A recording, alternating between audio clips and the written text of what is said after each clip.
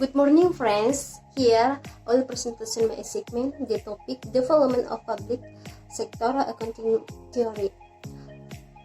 Before that, I will introduce myself. My name is Arya Pentanenggongan. I hope all my friends is very good healthy. Sebelum itu, saya di sini akan mempresentasikan tugas saya yang berjudul pengembangan teori akuntansi sektor publik. Baiklah teman-teman, kita akan membahas materi kita pada hari ini tentang pengembangan teori akuntansi sektor publik.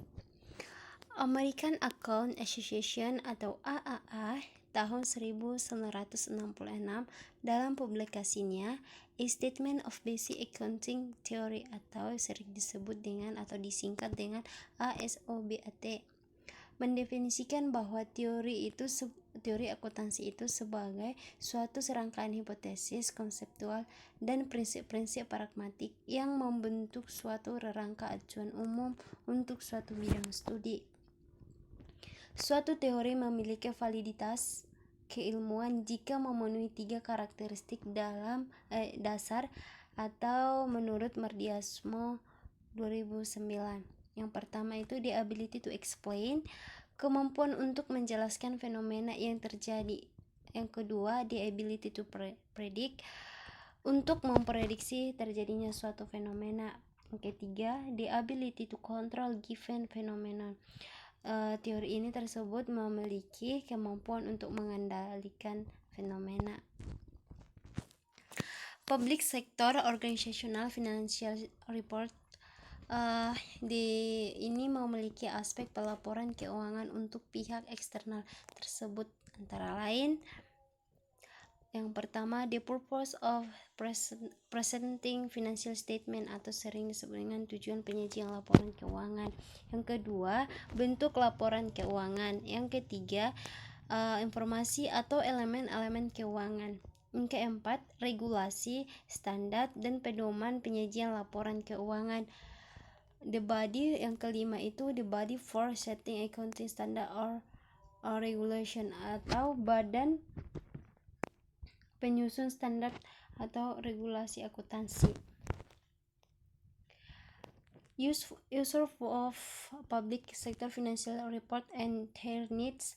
Ini pengguna laporan keuangan sektor publik dan kebutuhannya ada beberapa sebagai berikut: masyarakat pembayar pajak, pemberi dana bantuan, investor dan kreditor, masyarakat pengguna jasa pelayanan publik yang disediakan pemerintah, pegawai pemerintah, penyedia barang dan jasa atau pelaku bisnis, dewan legislatif, masyarakat pemilih, badan pengawas dan advokasi, lembaga perating, analisis ekonomi dan keuangan, akademisi, pers.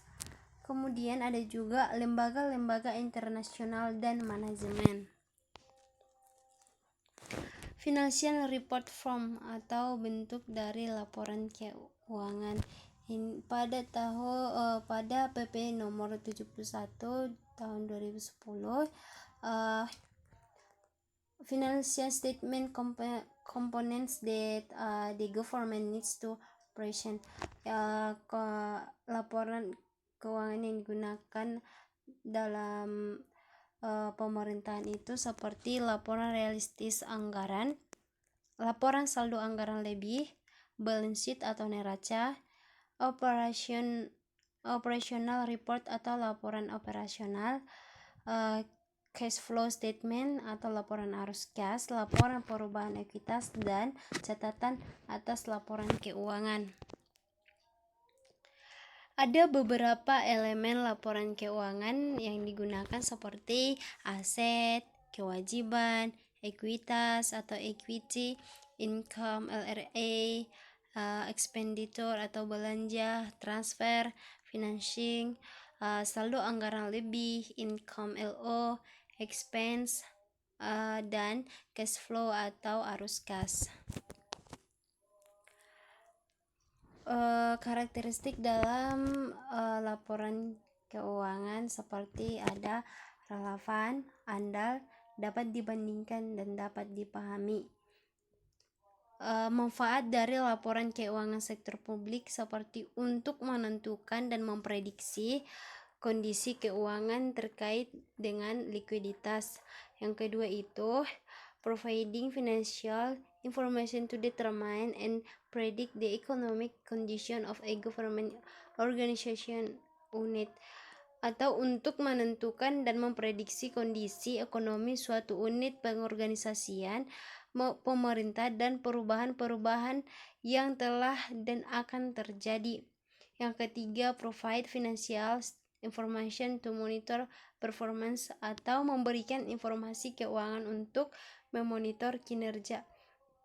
Sebenarnya ada beberapa manfaat lagi dari laporan keuangan sektor publik, tapi saya hanya memberikan manfaatnya beberapa saja. Prinsip of Accounting and Financial Report, prinsip dari akuntansi dan laporan keuangan. Ada beberapa prinsip sebagai berikut. Basis akuntansi, nilai historis, realisasi, substansi mengungguli bentuk formal, periodisitas atau periodicity, konsistensi atau konsistensi, pengungkapan lengkap atau full disclosure. Kemudian ada penyajian wajar atau fair representation. Reporting theory atau teori pelaporan. Ada memiliki 4 teori. Yang pertama, teori pemilik. Teori pemilik dalam persamaan akuntansi sebagai berikut. Aset dikurang liabilitas sama dengan ekuitas pemegang saham. Persamaan akuntansi dalam sudut pandang teori ekuitas residual adalah aset sama dengan liabilitas. Yang kedua ada teori entitas. Teori entitas ini persamaan akuntansinya dirumuskan sebagai berikut, seperti aset dikurang ekuitas spesifik sama dengan ekuitas residual. Yang ketiga ada teori dana. Teori dana ini ada kategori dana untuk akuntansi pemerintahan yang digunakan seperti dana pemerintah, dana pemilik, dan dana gadai. Yang keempat ada teori pengendalian. Teori pengendalian melihat organisasi sebuah suatu pusat pertanggungjawaban atau sering disebut dengan responsibility centers. Pengembangan teori akuntansi sektor publik. Pengembangan teori akuntansi sektor publik ini diperlukan untuk memperkaya khasanah ilmu akuntansi dan memperbaiki praktik akuntansi di sektor publik. Pengembangan teori akuntansi secara deduktif adalah membangun teori yang penalarannya berasal dari teori-teori yang sudah ada, prinsip, doktrin, norma, konsep, dan nilai-nilai yang dianggap benar dan baik. Rangka bangunan teori akuntansi sektor publik ada rangka sebagai berikut: praktik akuntansi, standar akuntansi, pedoman atau manual akuntansi, teori akuntansi, prinsip akuntansi, asumsi dasar akuntansi, postulat akuntansi, dan filsafat ilmu. Itulah rangkaian bangunan teori akuntansi sektor publik.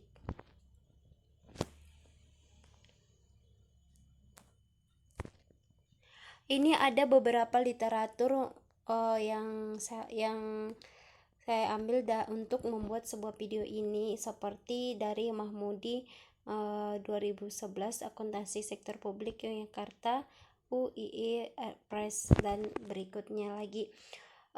Demikian